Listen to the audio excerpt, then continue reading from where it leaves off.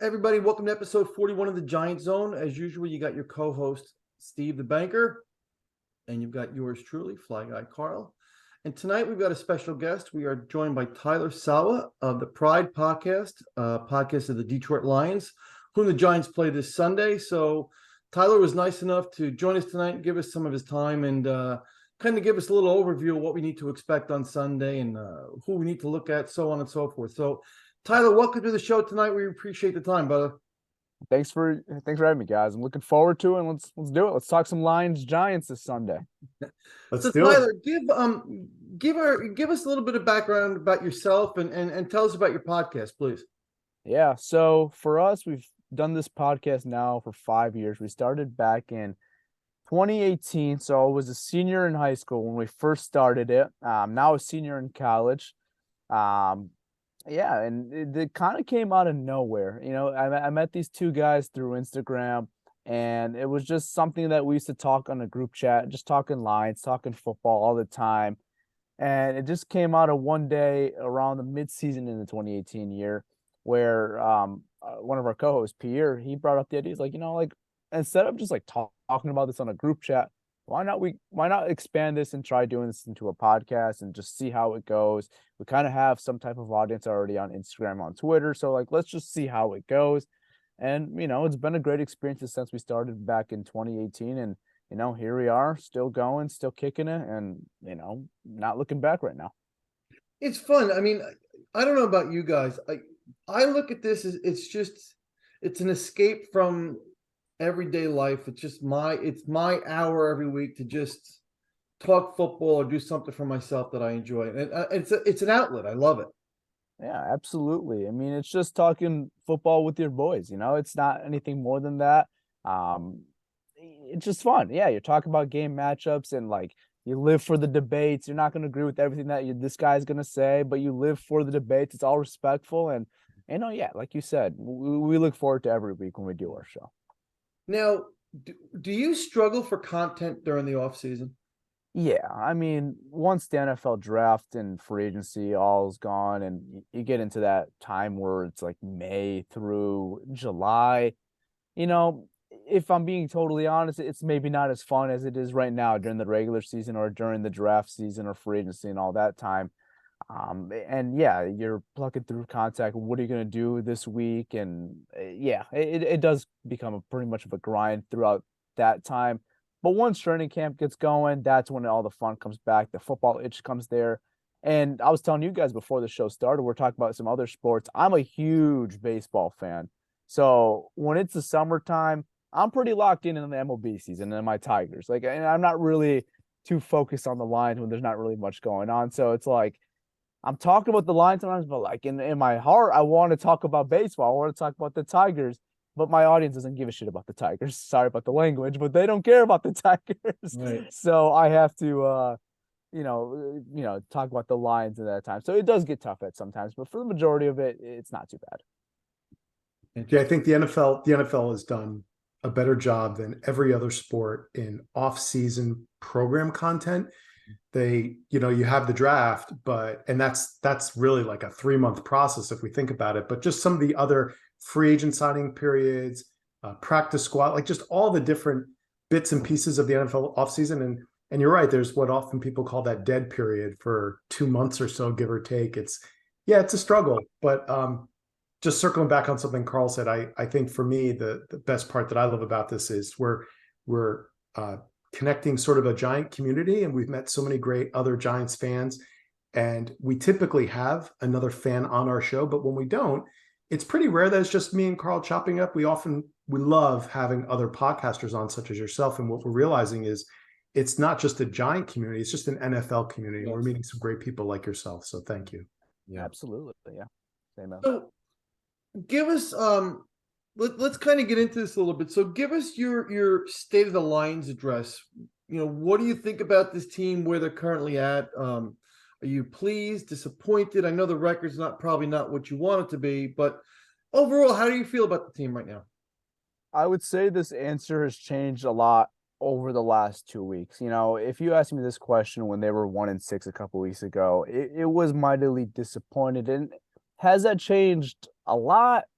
I would say kind of like you're kind of a little more sitting back and seeing how this is gonna all pan out. But when it was 1-6 at one point, and Dan Campbell had 0 road victories and only had 1 win in this season come into year 2, where your expectations were rising a little bit, it was very disappointing. And we talked about that all the time. But one thing I asked out of this team, when all those losing streak came, is like they have to find a way to win games. And that's what they've done the last 2 weeks. And they're both versus divisional teams versus the Packers and versus the Bears. Now, are you completely satisfied with how the season is? Does that completely disregard the season that you've had? No, it does not completely disregard. But I think with this season and where I sit with it, it's just kind of wait and see. I kind of want the season just to pan out. I want to see if this is more sustainable or if this was just a fluke these last 2 weeks. And if it's just a fluke, then obviously you're going to be mightily disappointed at the end of the year. But, right now I'm just wait and see. Kind of want the season to pan out. Don't want to do the week to week thing right now. And then I could really give you my true answer of how I think the season went, if it's disappointing or not. Because I came into the season expecting 6 to 7 wins. Mhm. And when we were at 1 win at that point, I'm like, there's just no way we're going to even accomplish this. We look like such a bad football team. We're going to be probably picking the top 5 again. And I don't know how we get out of this rut. They have suddenly got out of this rut and won 2 straight games. And like I said, I want to see how it kind of pans out the rest of the way. I believe there's 8 more games left in the season. So we'll see what happens in the 8 more games, and just kind of wait and see, and we'll see where this boat takes us. So you've won your last 2, and you've only not been in 2 of your games. I mean, you played pretty much close games all season long, aside from New England and Dallas. Yeah. But what's changed to turn it around these last 2 weeks? Now, didn't you fire an offensive coordinator or somebody on the staff? Defensive back coach Aubrey Pleasant. That's what it was. Okay. Yeah. I mean, is it that made a difference, or is it just a matter of this is all starting to come together? It just took a little bit of time. If I'm gonna be totally honest with you, I think I don't want to say it's fluky, but like it's been a lot of the other team shooting themselves in the foot, and I don't know if it's more of the lines just they're the reason why they're winning these games, or if the other team is losing these games. Like I can make a big argument that the Green Bay Packers were just trying to hand you the win. They couldn't get anything going. The Lions got a couple breaks with just weird turnovers that just Aaron Rodgers doesn't usually do. But am I going to complain about that? Absolutely not, because I'm absolutely not going to complain about beating the Packers ever. And then the Chicago game is like we didn't force a punt the whole game, so I can't say the defense is fixed. But they got the biggest stop of the game. They forced a turnover on downs at the end of the game. They got a pick 6 in the fourth quarter. They were down 14 points, and they ended up coming back. So it's like, again, I don't know if it's fluky or if this is sustainable, if like they're really turning it around. I think this week will be a big telling. Like if they win again this Sunday, anyway, how they win it, it's like, okay, maybe this is sustainable. Maybe they are really turning a corner. But like if they lose the next 3 games or the next 4 games, it's just like, are we back to where we were just a couple weeks ago? And those 2 weeks when you beat the Packers and Bears, were those just kind of fluky? Were those anomalies? I don't know. I think the next couple of weeks we'll really be able to tell like if things are going to go right or not. How about you turn that corner next week against Buffalo? I mean, just kind of stay in a straight and narrow this week, would you please? I mean, Dan Campbell picked up his first road win ever since being a Detroit Lions head coach in his second year last week for Chicago. I mean, it would be fantastic if he could pull off 2 in a row and beat off a pretty hot Giants team at MetLife. Steve, one quick question, and then I'll turn it over to you. Okay.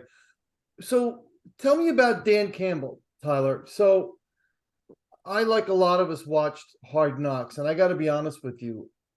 I came out of that thinking, man, I really like this coach. I think you guys got a really good coach. I like that mentality. He seems like a player's coach. He seems like a coach that players would like to play for. What are your thoughts on him? Yeah. Uh-oh. It's been very up and down with Dan. I'm gonna give him credit the last 2 weeks. I have criticized him a lot this year just because, like I said, I wanted to see improvement this year. I set an expectation, I think a very fair expectation, and it seemed like at one point they weren't gonna achieve that. Now they've won the last 2 weeks. Maybe it is really turning the corner here, and then maybe my opinion could change on him. But I think himself, Dan Campbell, he has cost us at least 2 to 3 games this year just on him and his decision making at the end of the game, in my opinion. Some fans probably won't agree with that, but I think we could all agree, Lions fans wise, that he's cost at least 1 game this year just from himself. He will tell you himself that he's costed 2 games himself. So I think that all comes to play where you give that past year one, you're like, okay, he's learning on the job. He's a first time head coach. We're not a very good football team. If he's going to learn, that's okay. But coming into year two, I came in with the expectations like, if we're going to lose football games, it cannot be because my coach is getting in the way. It's going to be because maybe we're not the most talented team. The other team was just better than us. But we've lost some games this year just because of decision making. And there are just some decisions in the games with Dan. It's like, man, what are we doing here? I have no idea. But I will give him credit. Since the bye week, I think he's gotten much better. Again, there's some decisions where I don't necessarily agree with him 100% of the time, but it has definitely gotten better since the bye week. So maybe you could take that as he's learned and he is getting better at his job. So I'll take that as some optimism and some going forward. But as far as thinking he's going to for sure be the guy going forward, I'm not going to sell you on that. But am I for sure going to tell you he is a fraud? He's not going to do anything. I won't sell you on that either right now. I'm like, again, I'm just kind of wait and see, kind of want to see where this thing goes. Steve, what do you got? So one of the things we like to do for our viewers and our listeners, because we're on YouTube, but we're also on traditional podcasting platforms, is we like to give them a little bit of kind of what they need to know on offense, defense, et cetera. It's funny, as I was preparing for this show, and I did my own kind of, we all do our research. I can't think of a team, and maybe there is, but I can't think of a team in the league that is so drastically proficient at one thing and so crappy at another. And I say that with all due respect. Your offense is even better than I realized. And that's after 2 games where you guys hardly scored any points against Dallas, and then, of course, New England, which was a surprise, even to those of us that aren't Detroit fans. Number 6 in the league in yards per game, total yards per game. Number 9 in the league in points per game. Number 8 in the league in passing yards per game, and number 11 in the league in rushing. And that's interesting to me because Amon-Ra St. Brown has been injured for a small portion of the season. Your starting running back, if I recall, was injured. So what can we expect? So number one, what type of offense does, for the Giant fan that's never watched Detroit, what's the scheme? What can we expect? Is there a lot of pre-snap motion? Is it, hey, we have a tremendous offensive line and they just pound the rock and do play action? So A, what's the scheme? And B, what players on offense, because you guys traded the tight end, TJ Hawkinson, right? Which I'd be curious what your thoughts were on that. So what are the weapons on offense? But before that, what's the scheme? Yeah, the scheme is they like to run the football. That is their main thing. They rely on their offensive line. It's one of the better units in the league, their offensive line, especially in pass protection and run blocking overall. It's been really good this year. Last game for Chicago was probably their poorest game they've had all year, that in New England. But overall, it's been a very, very good unit. And it's going to be interesting to see that their starting center, Frank Ragnow, who's been phenomenal, he was in a walking boot after the game. So we don't know what the status of his is going to be coming into this game. And if he's out, I would assume they will shift guard Evan Brown to center, which is his natural position. Then you'll probably, I would assume, have a guy like Dan Skipper fill in at the guard position, which he's done a couple games this year. And, again, he was very good in run blocking, little suspect in pass pro, but he did his job for most of the part. It was solid. So that's going to be interesting because he's one of our biggest strengths on the offensive line is Frank Ragnow. But yeah, the Lions offense is really relying on their offensive line and their pass protection and their run blocking. One of the weaknesses that this team has on offense is when they don't have all their playmakers, and they're not going to have all their playmakers this game, is once teams start to man coverage our wide receivers, we don't really have a guy who could beat that man coverage because, like you mentioned, we traded Hawkinson, DJ Chark is on IR, And our first round pick, Jamison Williams, has still yet to see a snap this year in the NFL, and he should hopefully be back soon. So He was for the fans that are listening or watching, he was the phenomenal Alabama receiver who we knew yep, was either going into the draft. yeah, he tore his ACL in the national championship game. Right. Yeah. But yeah, he's yet to see a snap. So a lot of the guys, he wasn't expected to start the year, but a lot of the guys they expected to be there week one are just not out there right now. And you mentioned it even too, DeAndre Swift, he's out there, but he's been like very limited in the last couple weeks since the injury, and just hasn't looked the same as he did the first 3 weeks or 2 weeks especially. But yeah, so the biggest kryptonite for this Lions offense is definitely man coverage and trying to beat off that. Like, that's what a lot of teams were doing to us. And I think New England really kind of exposed us because a lot of teams were running zone versus us, and Jared Goff was destroying the zone, like especially those first 2 weeks and the first 4 weeks, especially. Like he was destroying it. And that's why those numbers are so good, because we had the number one total offense in the whole NFL for those first 4 weeks. But then New England comes in, they kind of expose it, and then some teams take that into their game plan. Like Dallas did that to us, and then Miami, and they didn't do it completely to us, but we had a really good first half, then completely shut us out in the second half. Green Bay offense never really got going at all.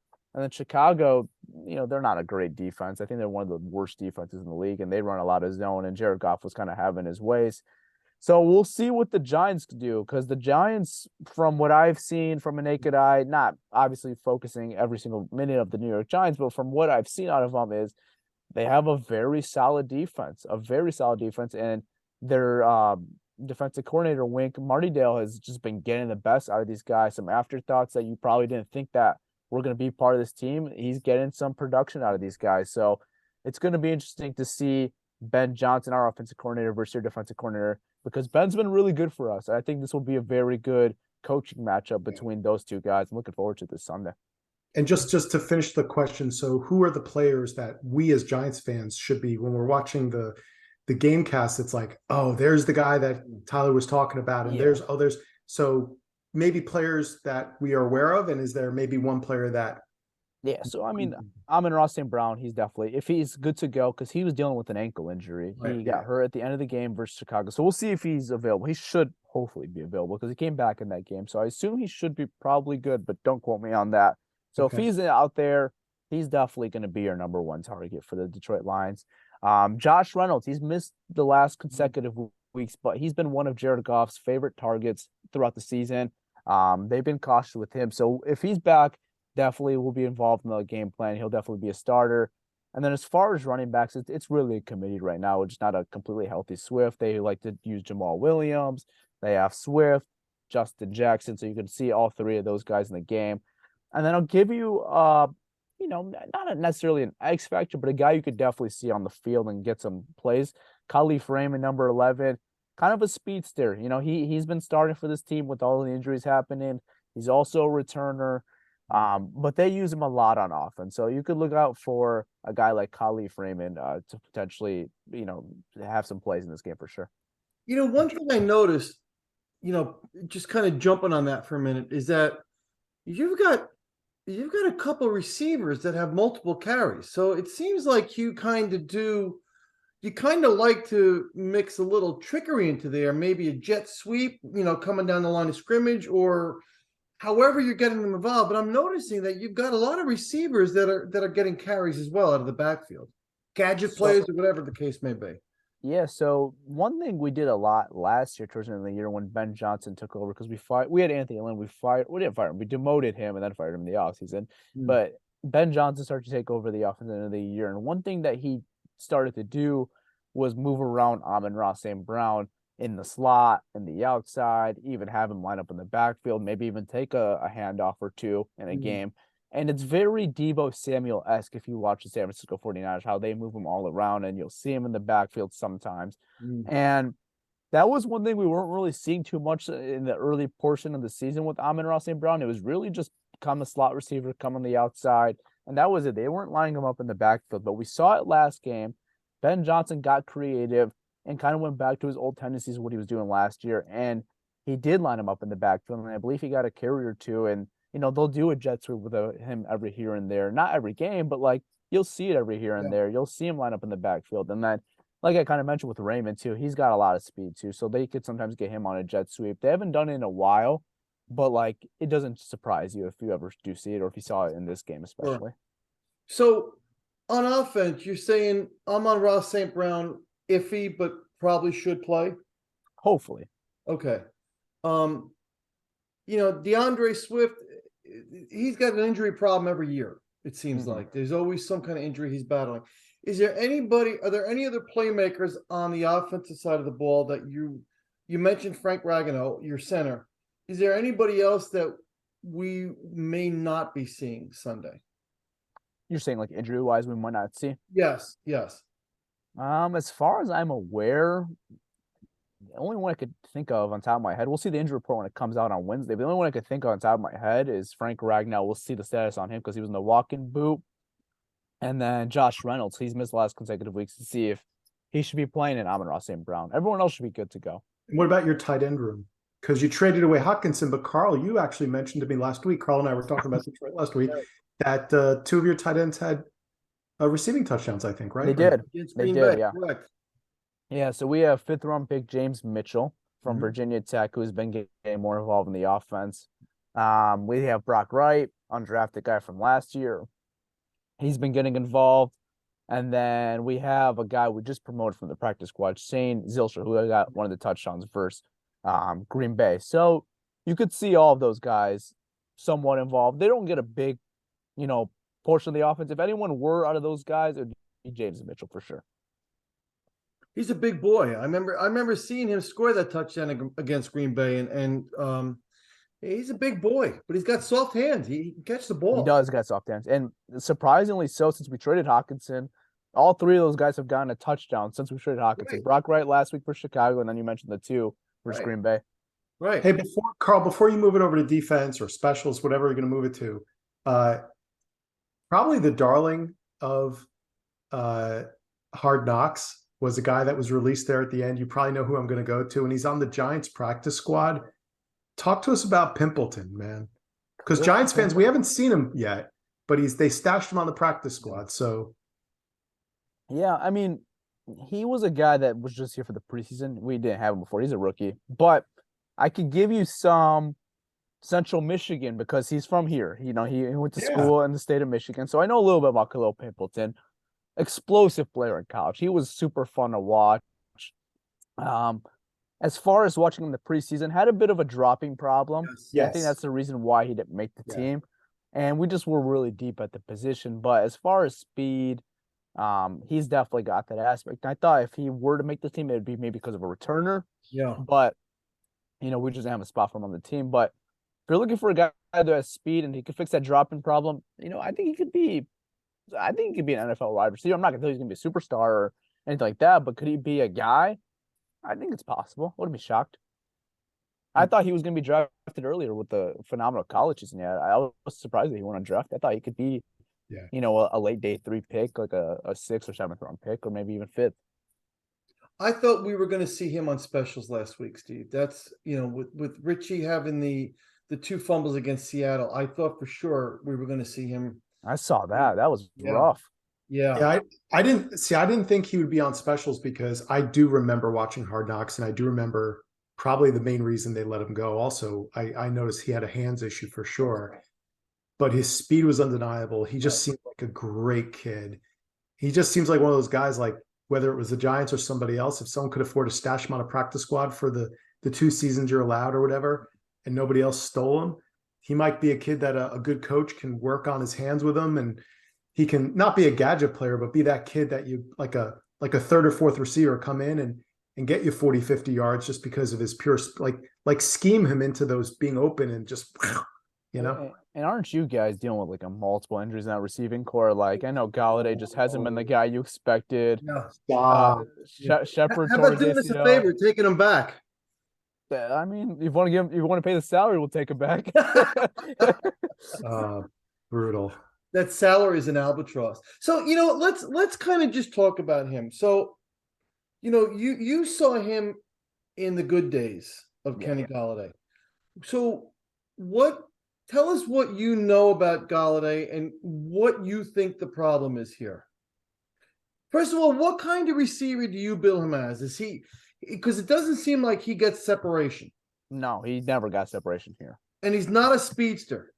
No, he's just a 50-50 guy. But he's that guy that you throw it up there and you would expect him with his height to He's go gonna up and snatch get it.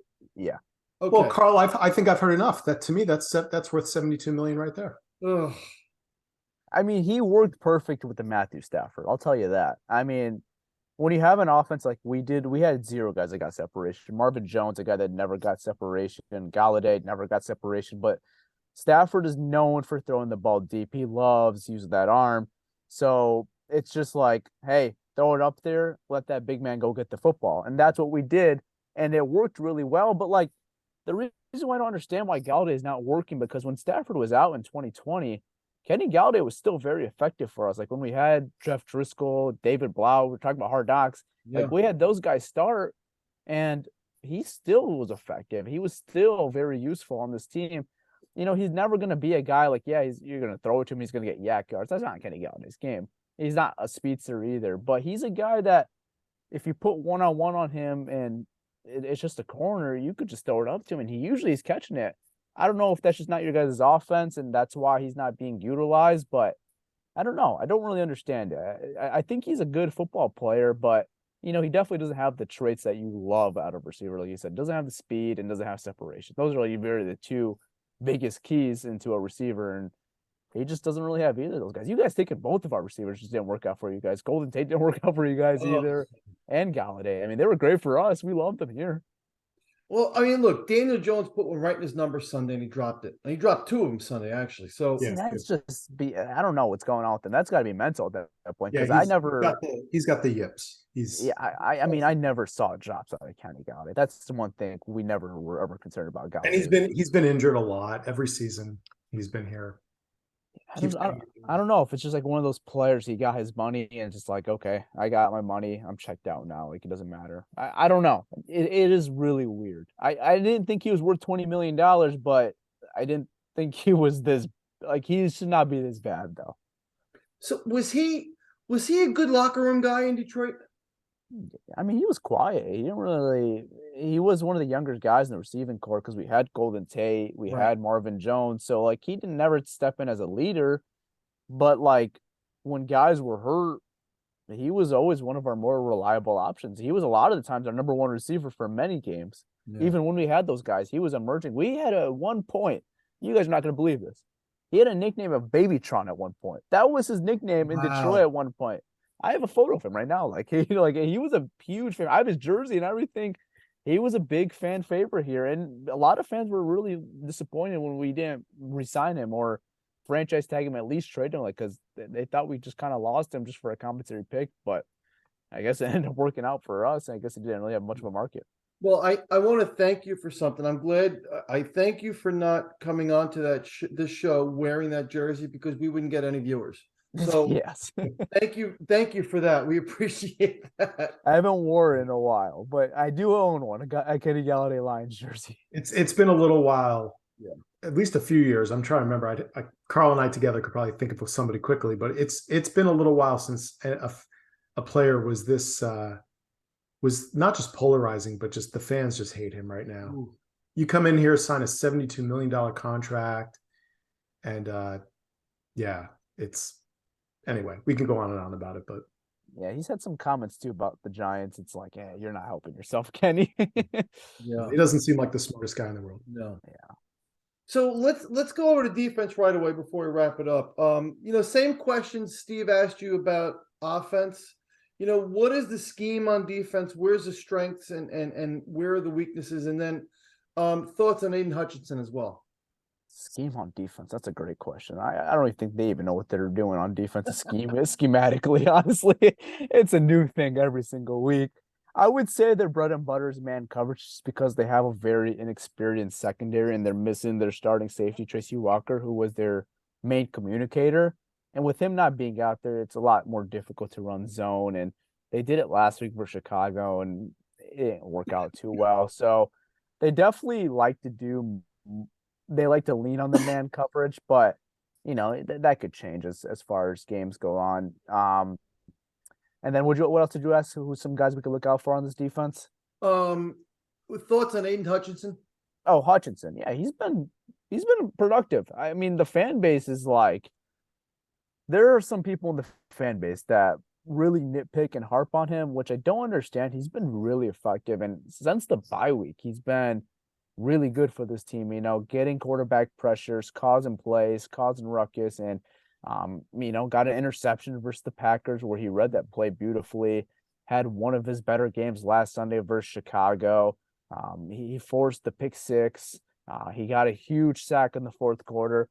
He's been really good for this football team. I think the sky is the limit for Aiden Hutchinson. I've been pleased with the rookie season he's had. He has, lived up to my expectations, if not exceeded them so far. So Hutchinson's been really good for this football team.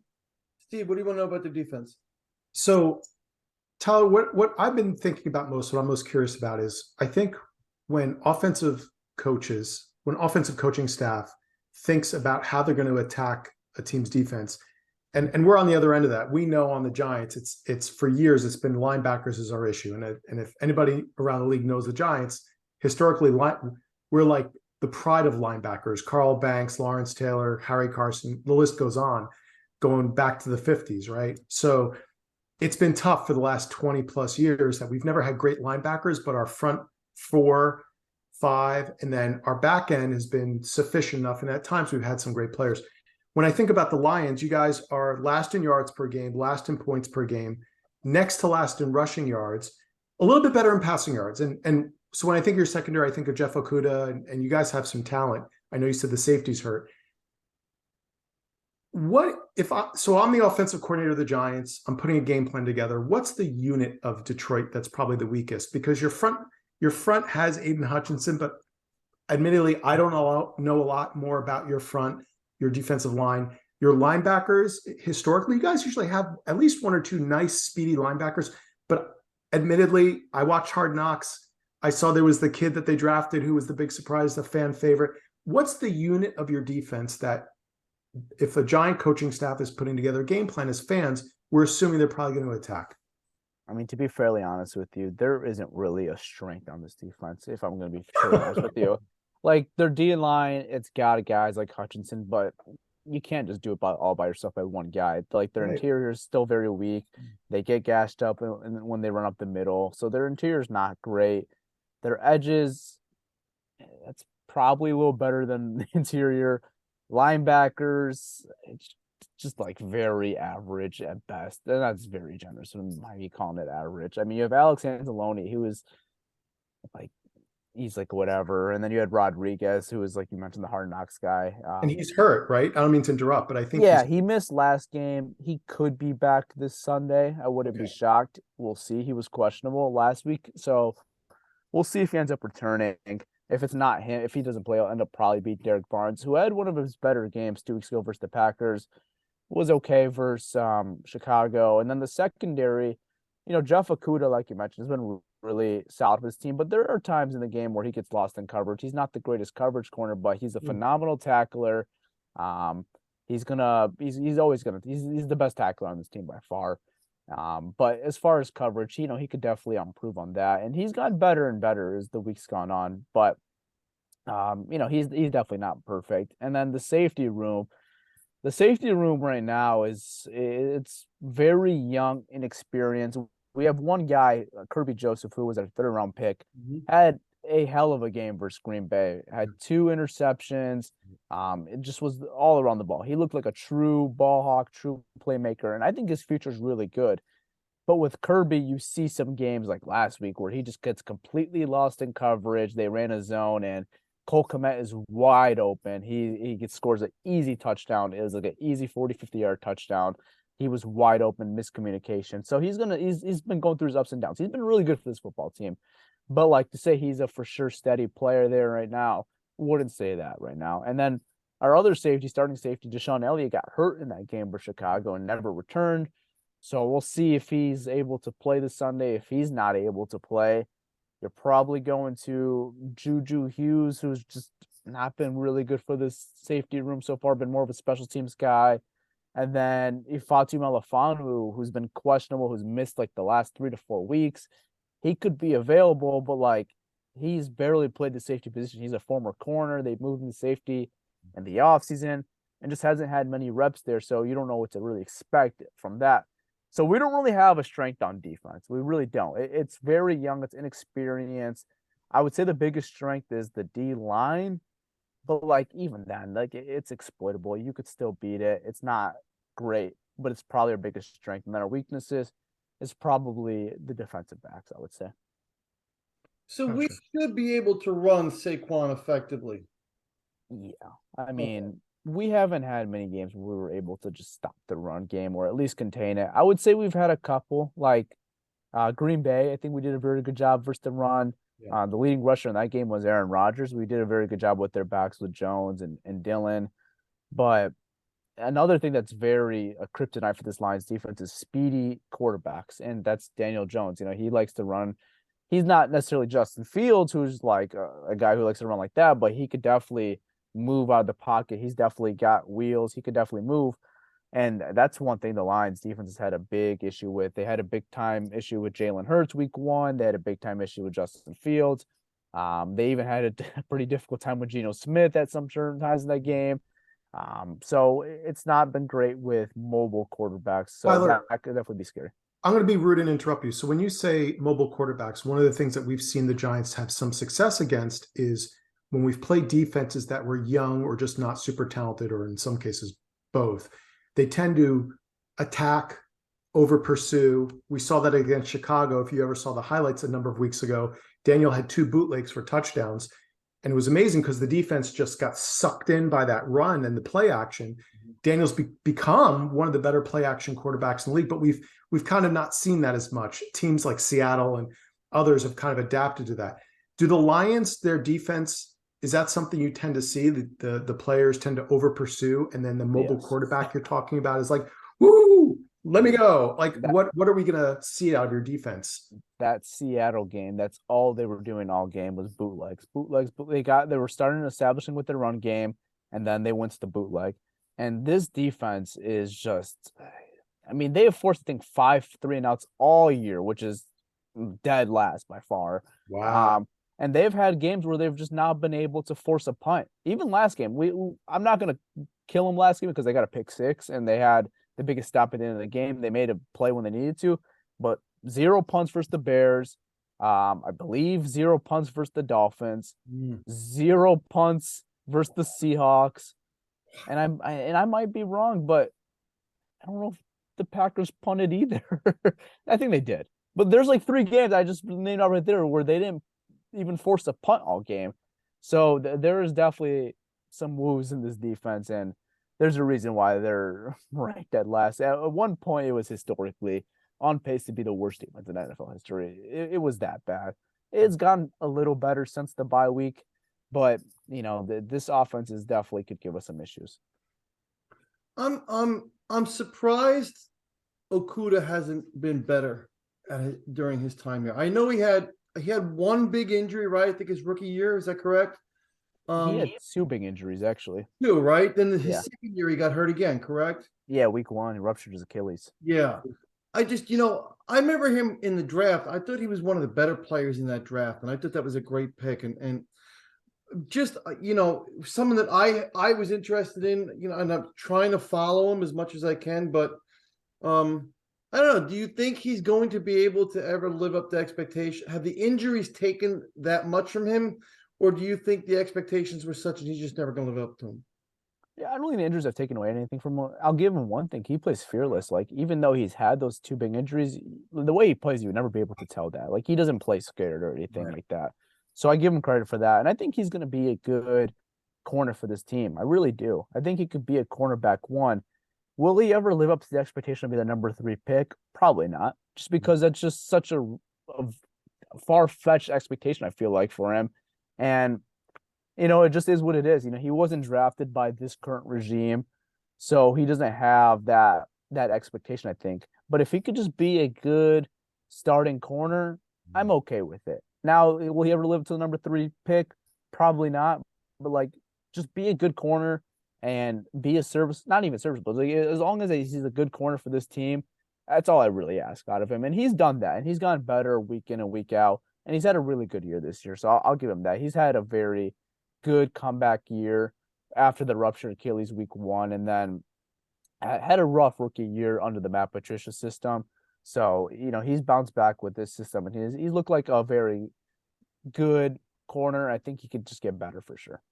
Not necessarily a shutdown corner, but at least a tough physical corner that's not going to give up the big play.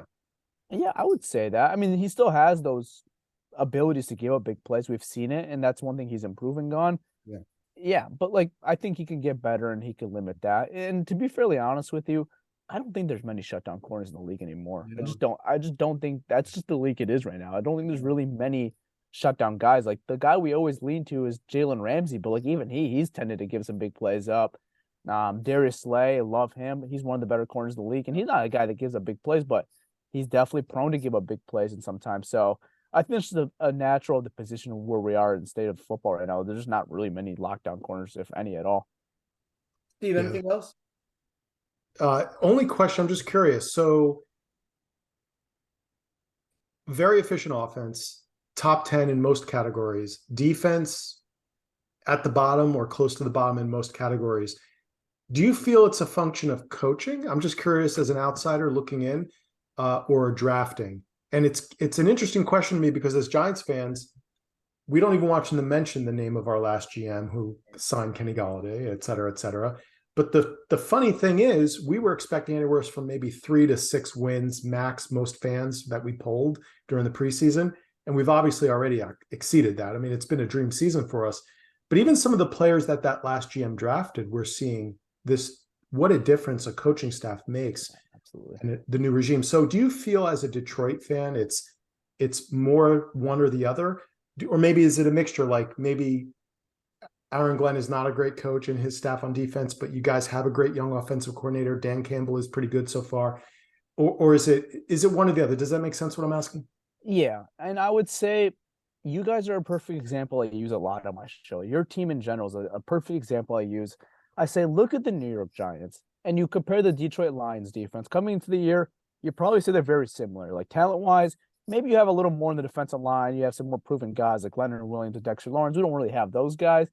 So that's obviously a big plus. But like when you're comparing it in the offseason, you're not looking at it like a big difference. You're probably looking at it at both these teams are not going to be great defensively. And the Lions have lived up to that expectation, but the Giants have exceeded that expectation. So I do think a lot of it is coaching. I don't think this is the least talented defense in the league. I really don't. And the numbers show all that they're the least talented defense in the league. Now, do I think they're average or even good? I don't think they're good. But like, was I expecting them to be in the 20s or late teens? That's what I was expecting with this defense. And for it to be, it might not be 32 anymore. It might be like 31, but whatever it is, it's very bad right now. You probably would have a couple more wins if you did. Yeah, absolutely. Right. Especially with how good the offense has been in the early portion of the season. Like you score 45 points for Seattle and lose that game. That's, that just doesn't happen. Right. So I think a lot of it is coaching in Aaron Glenn and the way that he's got these players in position, just not putting them in positions to exceed those expectations. But now I would say it works both ways. I think the talent could definitely be better. And I think they're going to look at it this offseason and want to improve on that. But like it is concerning is like once we do get talent, could I trust Aaron Glenn? He's going to put that talented pieces in the right position to win or put them into even make them average. I can't say that confidently today. And it's just, I don't know. I think you have to work with what you have. No one would say this is the worst defense talent-wise coming into the year. So I can't make the excuse why they're the last defense because there is an excuse. They have to be better than what they are. But again, I think it does fall mainly on coaching, but the talent could be better. But again, it shouldn't be the last ranked defense in the league. It's just inexcusable. Interesting. Thank you. Tyler, last question for me. Thoughts on Jared Goff? I mean, probably the writing on the wall, I would say. It's just how are you going to upgrade from Jared Goff? That's the big question. I think you guys are kind of having the same question too. Like you guys don't mind Daniel Jones, but you guys wouldn't mind an upgrade. And it's like, how are we going to do that? Because you're not just going to get rid of Daniel Jones and then just get some other quarterback is the same tier as him, Mm. How are you going to improve on a guy like Goff? And that's the big question that Lions fans are having right now. Are you going to do that through the draft? Are you going to do that through a trade with a veteran quarterback that could potentially be available? And that's going to be the interesting question all offseason. I'll say this: Jared Goff is expected to have a $31 million cap hit next year. There is no way this team pays Jared Goff $31 million next year. Just no way. Yeah. And they could cut him, save $20 million in cap, have a $10 million dead cap. So the only way I see Jared Goff being the quarterback for this football team next year is that, one, they couldn't figure out an upgrade in the offseason through the draft or through a trade with another team, or two, he has to take a massive pay cut, kind of like what Jimmy Garoppolo did with the San Francisco 49ers. And then that makes it a little more worth it to maybe keep him. But it would have to be like a pretty massive pay cut. Like you would have to make like no more than like $17 million. Well, you guys are going to have a decent number of first round picks this year from all your trades and everything, or no? We have two. We have the Rams pick, which is looking very good right now. And then we have our pick, and then we have 2 seconds. We have our second, then we have Minnesota's second. So we have draft capital right now to definitely go out and get a quarterback. And TJ Hawkinson, is that one of the picks you got? That's the one we got. Yeah. Oh, yeah, man. So they definitely have draft capital to work with. So I expect them to upgrade the quarterback position. I just don't know how they're going to upgrade it and who it's going to be. But I think the writing's on the wall for Jared. It's kind of, you know what, Steve, it reminds me of the question we asked last week about, is he a bridge? Right? Very similar. Very similar type situation right there. And if Daniel Jones ends up costing 30 or 31 million, I think a lot of us are going to have a very different opinion than, get him for 22 to 25. Like, Absolutely. it's a bridge. Right. You start paying over 30 million a year, you're like, hey, that's an expensive bridge. Exactly right. Exactly. And that's the same situation with Goff right now. Like, I think fans would lose. I would lose it if we were paying him $31 million next year and he's our quarterback. Now, if they couldn't upgrade it and he has to take a massive pay cut to stick around, okay, it is. Well, how many, not to get off topic, and I know we're coming to the end here, but Carl knows I enjoy the salary cap and all that. What we're thinking of for Daniel Jones, if things continue the way they are, and our fans know we're not like locked in that, we should definitely re-sign Daniel, but we're moving in that direction that he might just be a good bridge. There's a way to do it where it's, let's say, a 3-year, the final year voidable, you stretch that. So my question is, I'm sure the Rams traded them to you because of his salary and they didn't feel the value was there and they got, so is this his final year? Because what they could do is just rework the contract and stretch it out. You know what I'm saying? So they already have done that with Jared Goff. They restructured the deal. So the way they made it was basically put all their eggs in the basket, that this is a prove it year for Jared Goff and that they can move off of him. Because if they cut him, it's only a $10 million dead cap. If they cut him and they save $20 million in cap. If they stuck out with the contract, they could have him for the next 2 seasons because he's technically under the books for the next 2 years. But the way they structured the deal is there's a lot front loaded, so it's not much in the back end. All the guarantees are pretty much already hit. Next year would be the only guarantee left, which would be that $10 million. After that, there's nothing. So you could get rid of him after next year for absolutely nothing. But again, you have to restructure that deal, I think, if you're going to keep him. So it's really a 1-year deal right now that they could keep him, but they could cut him. It's more likely going to be a cut. Gotcha. Interesting. Steven, do you have any other questions? No, this is great. I don't. Tyler, do you have anything for us you want to ask? How are we going to stop Saquon Barkley this Sunday? You're not. Yeah. Okay. Thank you. No, that's the question I got. My only thought is you'll probably load the box. Yes. Put 8 men in the box, and you'll probably try to copy a little bit what Seattle did a few weeks ago against us. Try to not commit to who's blitzing, who's fitting those run gaps, and then take your chances with our wide receiver core. So then you're putting the pressure on Daniel and our wide receivers to get open. It seems like if teams are going to try to beat us, that's usually what they're going to do, unless you're Dallas and your front 4 is just so fast and frenetic. Yeah, we don't have that. Yeah.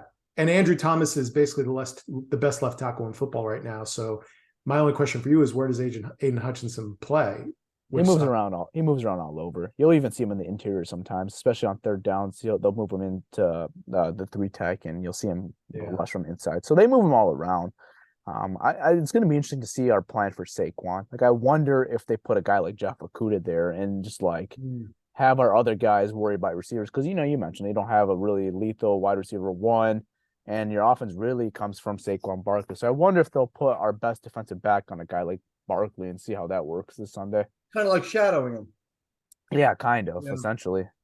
We were doing a tremendous amount of pre-snap motion the first 3, 4, 5, 6 games of the season. And I don't know about you, Carl. I think we both were in agreement all those weeks. We were winning, and B, it was fun to finally see like a modern offense coming out of what we had with Jason Garrett, where everybody just goes, 5-yard curl routes and stick routes. And we've kind of gotten away from that. It's been one of my little pet peeves, even though we've been mostly winning. I don't know why, and we're still winning, for the most part. So I have a funny feeling we might get back to that. And that's why I asked you that question about, does your defense tend to over pursue? Because you start doing that pre-snap motion, and then your linebackers are like, I got to commit to that guy. Okay, you commit to him. And all of a sudden it opens things up a little bit. Absolutely, yeah. Who would you guys consider your number one receiver? Because I know you guys not Kenny Golladay fans. Slayton's been had his ups and downs. Who would you guys? Is he your number one receiver? Yeah, Slayton's our number one now. Okay. Yeah. And if we can stay healthy, we've got Wan'Dale Robinson that would, it's a nice weapon, but got to keep him on the field. We have a really good young tight end. Unfortunately, he's hurt. Was that Bellinger? Yes. He got poked in the eye, I saw, versus Jacksonville, I think. Yeah, they had to do surgery on his orbital bone. It was horrible. Yeah. Your defensive game plan for Sunday should be dare Daniel Jones to beat you. Yeah, and that's what we kind of did last Sunday with Fields. Right. And he almost did. Yeah. I mean, he had his ways, though, versus us. We really got lucky. Santos, their kicker, missed an extra point. So it put them in a tough situation at the end of the game where they couldn't run as much, and they kind of forced Justin Fields to beat you with his arm. And obviously, he's just not built for that moment right now to beat you with his arm, and that's how we escaped the victory. Right. Yeah. Any other questions? I think that's pretty much it. I think that's all I got. You don't have to worry about Lawrence Taylor. He's not suiting up. But I'll say this. You don't have to worry about Calvin Johnson either, then. The greatest running back I've ever seen in person, although Tiki was amazing, was Bo Jackson. My favorite running back of all time, my favorite Giant running back of all time is Rodney Hampton, not Tiki. But my favorite running back of all time was Barry Sanders. Yeah, and that's how one of my co-hosts, Malcolm, like I told you, before the show, he's not from Michigan. He's not even from Detroit, has no affiliation with Detroit. But the reason why he came a Lions fan was because of Barry Sanders. He watched him when he was younger, and that's how he really got to the team and just really stuck with him then. I was unfortunate to get to watch Barry Sanders. Wish I did. I only got highlights to really lean on, but I didn't get to watch him live. But yeah, no, that's a lot of things you hear about Lions fans or just NFL fans. It's like one thing about the Lions that we loved so much about them was Barry Sanders. And I think my time and generation, a lot of it was Calvin Johnson. Yeah. I was like, we loved watching Calvin Johnson. That was the big reason why I became a Lions fan, was Calvin Johnson and Matthew Stafford. But, for a lot of other fans, it was Barry Sanders for sure. And I'll go back a little further. Billy Sims, another number 20. Yep. Yeah. If I remember correctly, blew out his knee and just was never the same. I believe, something like that. Yeah. Interesting. Hey, Tyler, this is a lot of fun tonight. We really appreciate the time. Yeah, I appreciate you guys having me on. Talking some other sports before the show. We were talking about our hockey teams, Devils, Rangers, Red Wings. So definitely, man, it was a lot of fun just chopping it up, talking sports for sure. Absolutely. We appreciate the time. Good luck with your podcast the rest of the year, and good luck to your Lions starting next week. Appreciate it. Thank you, guys. And you guys will get to watch Sun Turkey Day on Thursday. You got it right. You got that right. That's right. Steve, as always, great job. Good talking to you, Steve. You too, brother. All right, brother. Good night, guys. Take care. Thanks for the support, everybody.